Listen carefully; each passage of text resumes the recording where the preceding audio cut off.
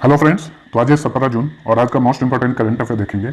इसका पीडीएफ नीचे डिस्क्रिप्शन से आप डाउनलोड कर सकते हैं।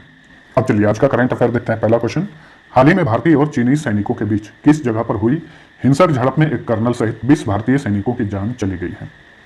तो ये झड़प हुआ है लद्दाख के गलवान घाटी में, लाइन ऑफ एक्चुअल कंट्रोल के पास।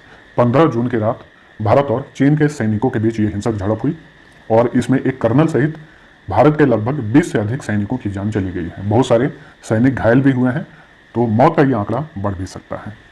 तो ये पिछले 45 सालों में यानी 1975 के बाद पहली बार भारत और चीन के सैनिकों के बीच जो है हिंसक झड़प हुआ है लद्दाख में, लाइन ऑफ एक्चुअल कंट्रोल के पास। हालांकि मई महीने में भी, मई 2020 में भारत और चीन के सैनिकों के बीच हिंसक झड़प हुआ था, लेकिन वो हिंसक नहीं था, कोई भी हताहत या फिर किसी की मृत्यु नहीं हुई थी। सिक्किम में नाकुला क्षेत्र में हिंसक झड़प हुआ था, क्योंकि चीनी सैनिक जो है भारतीय क्षेत्र की तरफ बढ़ रही है, तो भारतीय सैनिक उसे रोकने का प्रयास कर रहे हैं, तो ये बार बार झड़प हो रहा है। 1975 में जो हिंसक झड़प हुआ था भारत और चीन के सैनिकों के बीच, अरुणाचल प्रदेश के तुलुंगला में हुआ था। ठीक है, जो एक कर्नल की मौत हुई है उनका नाम है संतोष बाबू, बिहार रेजिमेंट के कर्नल रैंक के कमांडिंग ऑफिसर थे। गलवान घाटी लद्दाख में है, ब्रह्मपुत्र घाटी असम में है, दिहिंग घाटी ये अरुणाचल प्रदेश में है, दून घाटी उत्तराखंड में है। चीन की बात करें तो आबादी के मामले में विश्व का सबसे बड़ा देश है। कैपिटल है बीजिंग, यहाँ के राष्ट्रपति हैं शी जिनपिंग, प्रीमियर हैं ली केकियान, संसद का नाम है नेशनल पीपुल्स कांग्रेस और मुद्रा का नाम है रेन मिनबी। ठीक है, हालांकि अंतर्राष्ट्रीय स्तर पर जो चीन लेन देन करता है तो युआन का नाम से करता है, रेन मिनबी का ही यूनिट है युआन। अब यहाँ पे चीन का बात चला है तो एक चीज और जानिए, हाल ही में चीन का एक सबमर्सिबल मशीन है, उसका नाम है हाइदू-1। हाइदू-1 लिख दे रहा हूँ, मैंने आप सभी को बताया भी था। ये एक सबमर्सिबल मशीन है और ये मशीन जो है प्रशांत महासागर में सबसे गहरे क्षेत्र मारियाना ट्रेंच तक पहुंचा था। हाइदू-1 इसका नाम था। हाल ही में चर्चा में रहा मंकी पार्क का संबंध किस राज्य से है? इसका संबंध है कर्नाटक से। ऑप्शन बी सही उत्तर है। यह पार्क चर्चा में क्यों रहा है? क्योंकि कर्नाटक की सरकार जो है शरावती जल क्षेत्र के निर्जन द्वीप पर एक मंकी पार्क स्थापित करना चाहती है और वहां के पर्यावरणविद इसका विरोध कर रहे हैं।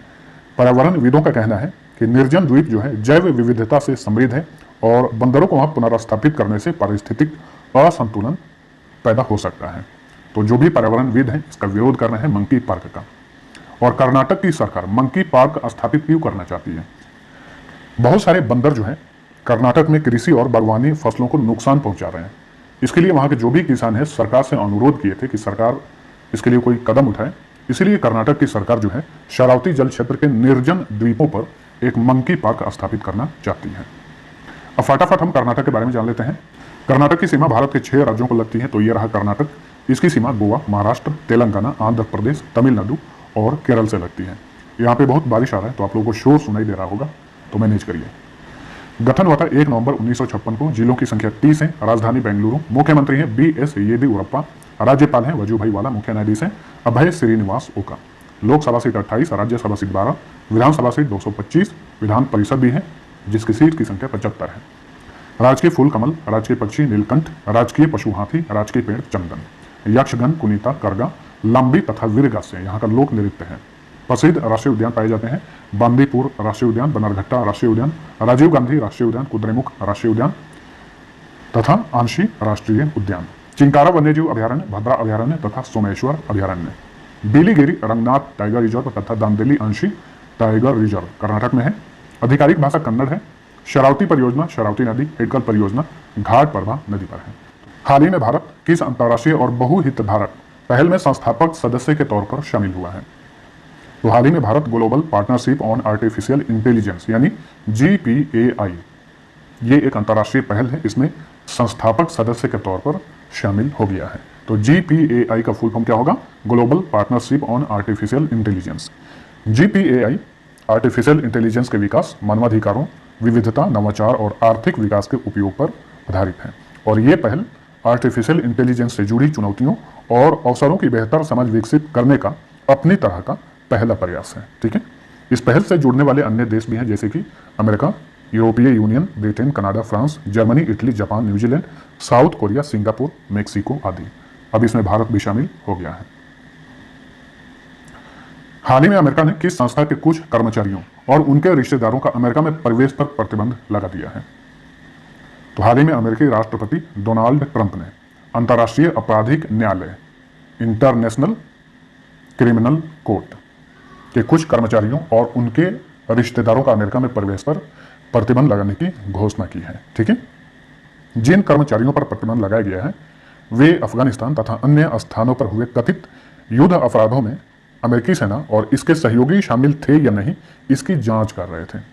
तो अमेरिका नाराज हो गया है और अमेरिकी राष्ट्रपति डोनाल्ड ट्रंप ने इन कर्मचारियों और इनके रिश्तेदारों पर अमेरिका में प्रवेश पर प्रतिबंध लगा दिया है। इसके अलावा और भी बहुत सारे प्रतिबंध लगाए गए हैं इन कर्मचारियों पर, लेकिन अमेरिका ने ये जो कदम उठाया है, आईसीसी यानी इंटरनेशनल क्रिमिनल कोर्ट ने इसका बहुत ज़्यादा विरोध किया है और इसकी कड़ी आलोचना की है। साथ ही यूनाइटेड नेशन और एक इंटरनेशनल नॉन गवर्नमेंट ऑर्गेनाइजेशन है, उसका नाम है ह्यूमन राइट्स वॉच, उसने भी अमेरिका के इस कदम का विरोध किया है। लेकिन एक ऐसा देश है जिसने अमेरिका का सपोर्ट किया है, वो है इजराइल। ठीक है, अंतर्राष्ट्रीय आपराधिक न्यायालय, इसका गठन हुआ था 1998 में, लेकिन प्रभाव में आया था यानी काम करना शुरू किया था 2002 से। हेडक्वार्टर द हेग में है। प्रेसिडेंट है चाइल एबो ओ सूजी, इसके प्रेसिडेंट हैं आईसीसी के। एक आईसीसी क्रिकेट काउंसिल है, इंटरनेशनल क्रिकेट काउंसिल, उसका गठन हुआ था 1909 में, हेडक्वार्टर दुबई में है। और जो क्रिकेट वाला आईसीसी है उसके चेयरमैन है शशांक मनोहर। तो ये अंतर्राष्ट्रीय आपराधिक न्यायालय है। एक है अंतर्राष्ट्रीय न्यायालय, उसी का ये भाग है आईसीसी। अंतर्राष्ट्रीय न्यायालय का गठन हुआ था 1945 में, इसे आपको ध्यान में रखना है। और अंतर्राष्ट्रीय न्यायालय का भी मुख्यालय द हेग में है। हाल ही में पेट्रोलियम एवं प्राकृतिक गैस मंत्रालय ने किस नाम से भारत का प्रथम राष्ट्रव्यापी ऑनलाइन वितरण आधारित गैस ट्रेडिंग प्लेटफॉर्म लॉन्च किया है? क्या नाम है इसका? Indian gas exchange, IGX। Option D सही उत्तर है। तो ये भारत का प्रथम राष्ट्रव्यापी ऑनलाइन वितरण आधारित यानी delivery based gas trading platform है। इसे किसने लॉन्च किया है? पेट्रोलियम एवं प्राकृतिक गैस मंत्रालय ने। ठीक है, यह प्लेटफॉर्म इंडियन एनर्जी एक्सचेंज की सहायक कंपनी के रूप में कार्य करेगा। और IGX यानी इंडियन गैस एक्सचेंज प्राकृतिक गैस के लिए वितरण आधारित ट्रेडिंग प्लेटफॉर्म होगा। आपको बता दें कि इस प्लेटफॉर्म के माध्यम से प्राकृतिक गैस का व्यापार रुपए में होगा, जिसमें न्यूनतम आवंटन का आकार 100 मिलियन ब्रिटिश थर्मल यूनिट होगा। ठीक है, एक चीज और नोट करने वाली बात यह है कि IGX यानी इंडियन गैस एक्सचेंज के लिए भारत में 3 केंद्र बनाए गए हैं। उन केंद्र का नाम ध्यान में रखिए। एक है दाहेज जो कि गुजरात में है, एक है हजीरा, हजीरा भी गुजरात में है, और एक केंद्र के रूप में चुना गया है ओडुरु काकीनाडा को। ओडुरु काकीनाडा आंध्र प्रदेश का एक शहर है। पेट्रोलियम एवं प्राकृतिक गैस मंत्री कौन है? धर्मेंद्र प्रधान। हाल ही में रूस के आर्कटिक क्षेत्र में स्थित विद्युत संयंत्र से लगभग 20,000 टन तेल का रिसाव हुआ। इस रिसाव का मुख्य कारण क्या माना जा रहा है? इसका मुख्य कारण माना जा रहा है परमाफ्रॉस्ट का पिघलना। ऑप्शन ए सही उत्तर है। आपको बता दें ये जो रिसाव हुआ है यह रूस के इतिहास की दूसरी सबसे बड़ी तेल रिसाव की घटना है।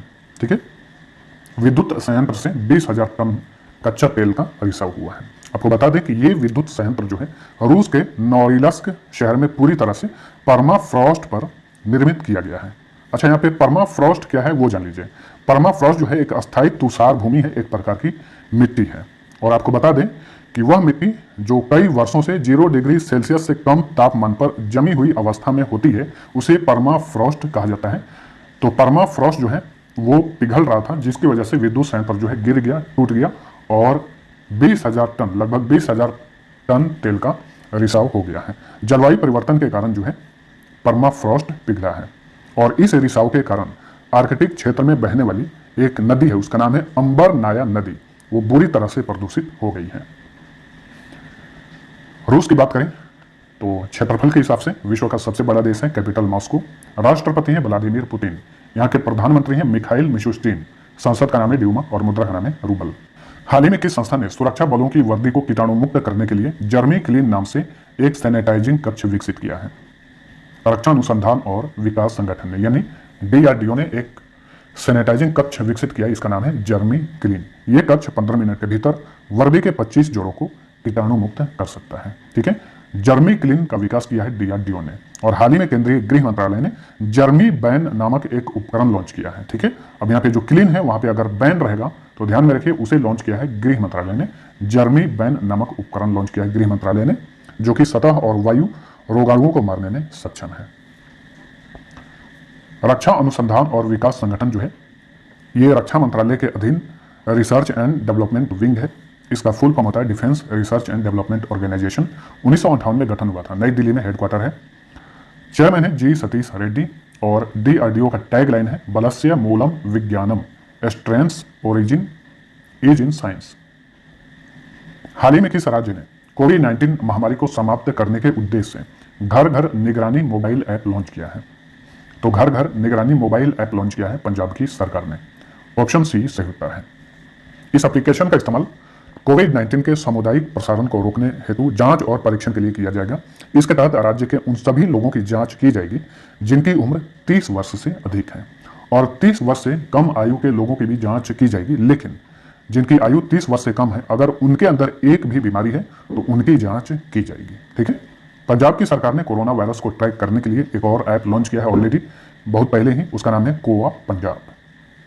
ठीक है, कोवा पंजाब भी एक एप्लीकेशन है जिसे वहां की सरकार ने लॉन्च किया है।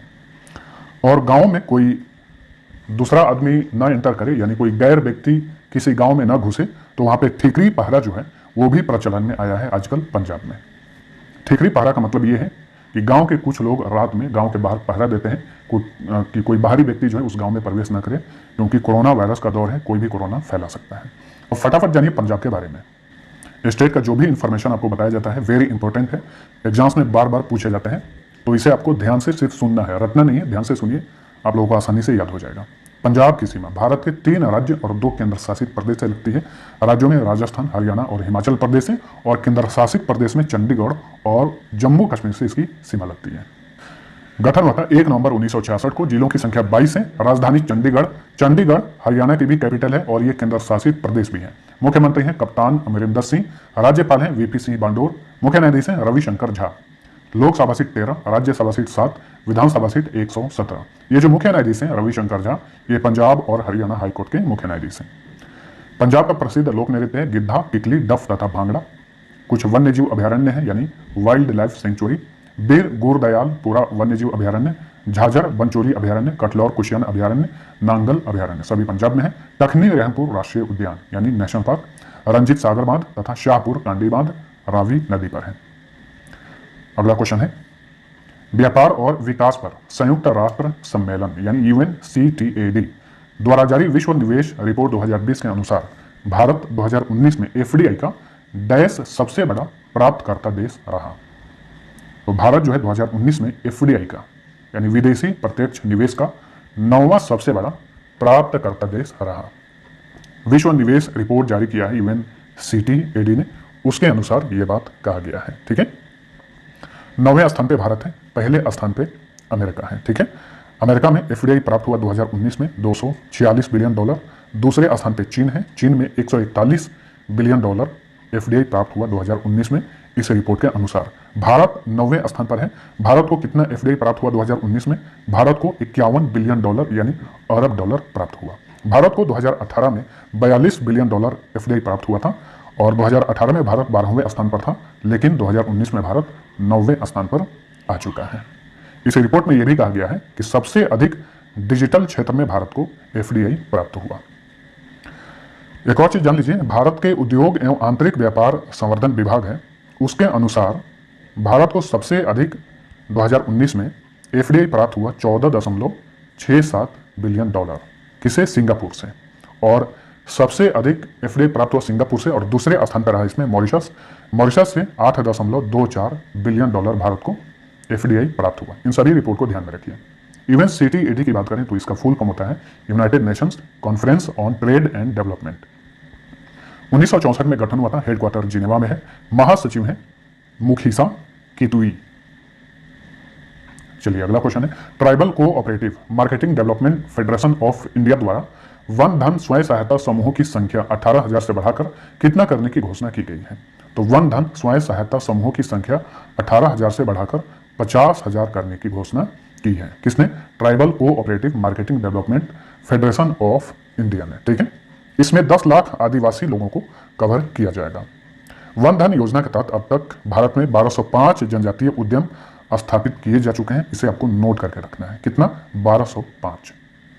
तो वन धन योजना के तहत जनजातीय उद्यम स्थापित किए जाते हैं भारत में। अमेरिकी सैन्य अकादमी से स्नातक की उपाधि पाने वाली पहली सिख कौन बनी है? अमेरिकी सैन्य अकादमी से स्नातक की उपाधि पाने वाली पहली सिख बनी है, इनका नाम है अनमोल नारंग। ऑप्शन बी सही उत्तर है। इन्होंने इस एकेडमी से सेकेंड लेफ्टिनेंट रैंक के साथ स्नातक किया है। ठीक है। अमेरिका की बात करें तो अमेरिका नॉर्थ अमेरिकन कंट्री है।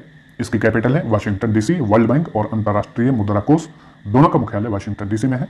यहाँ तक कि जो वहाँ की अंतरिक्ष एजेंसी है नासा, उसकी भी हेडक्वार्टर वाशिंगटन डीसी में है। प्रेसिडेंट है डोनाल्ड ट्रंप, अमेरिका के 45वें राष्ट्रपति हैं। संसद का नाम है कांग्रेस और मुद्रा का नाम है डॉलर। केंद्रीय अप्रत्यक्ष कर एवं सीमा शुल्क बोर्ड ने सीजीएसटी और सीमा शुल्क कार्यालयों के लिए कौन सा ऐप लॉन्च किया है? इस ऐप का नाम है ई ऑफिस। ऑप्शन ए सही उत्तर है। पेपरलेस, फेसलेस और कॉन्टैक्टलेस कार्य करने के लिए सीबीआईसी का ये बहुत बड़ा कदम है। सीजीएसटी और सीमा शुल्क के देश के लगभग 500 कार्यालयों में ई ऑफिस को लॉन्च किया है सीबीआईसी ने, यानी केंद्रीय अप्रत्यक्ष कर सीमा शुल्क बोर्ड ने। यहाँ पे सीजीएसटी का आप नाम सुन रहे हैं, इसका फुल फॉर्म क्या होगा? Central goods and services tax. जो जीएसटी होता है 1 जुलाई 2017 को भारत में लागू किया गया था। और जीएसटी जो है 3 प्रकार का होता है। एक होता है सीजीएसटी यानी central goods and services tax, एक होता है एसजीएसटी यानी state goods and services tax, और एक होता है आईजीएसटी यानी इंटीग्रेटेड जीएसटी। ठीक है। ई ऑफिस जो ऐप है इसे विकसित किया है राष्ट्रीय सूचना एवं विज्ञान केंद्र ने। सीबीआईसी की बात करें तो इसका इंग्लिश में फुल फॉर्म होगा central board of indirect taxes and customs. 1944 में गठन हुआ था। हेडक्वार्टर नई दिल्ली में है। चेयरमैन है वर्तमान में एम अजीत कुमार। इन्होंने ही इसे लॉन्च किया ई ऑफिस को। टैगलाइन है सीबीआईसी का देश सेवार्थ कर संचय, इंग्लिश में tax collection in services service of the nation. तो ये था हमारा आज का करंट अफेयर। वीडियो पसंद आया तो लाइक और शेयर जरूर करना। अब लास्ट क्विज का आंसर जानिए। पहला क्वेश्चन था भारतीय प्रतिस्पर्धा आयोग यानी कंपटीशन कमीशन ऑफ इंडिया के चेयरमैन कौन है? इसका सही उत्तर था ऑप्शन ए अशोक कुमार गुप्ता। दूसरा क्वेश्चन था स्पेस एप्लीकेशन सेंटर का मुख्यालय कहां पर स्थित है? इसका आंसर कुछ लोगों ने गलत दिया था। सही उत्तर था option D Ahmedabad. Space application centre का मुख्यालय अहमदाबाद में है, वहीं इसरो का मुख्यालय बेंगलुरु में है। अब चलिए आज का क्विज कर रहा हूं, जिसका आंसर आपको नीचे कमेंट करके बताना है। पहला क्वेश्चन, किस संस्थान के शोधकर्ताओं ने कोविड-19 का मुकाबला करने के लिए अनन्या नामक एक नैनो तकनीक आधारित कीटाणुनाशक स्प्रे विकसित किया है? दूसरा क्वेश्चन है, विश्व बैंक ने हाल ही में पश्चिम बंगाल को कोविड-19 की स्थिति से निपटने और विकासात्मक कार्यों के लिए कितने करोड़ रुपए का ऋण प्रदान किया है? दोनों क्वेश्चन का आंसर नीचे कमेंट में बताइए। मिलते हैं अगले वीडियो में, तब तक।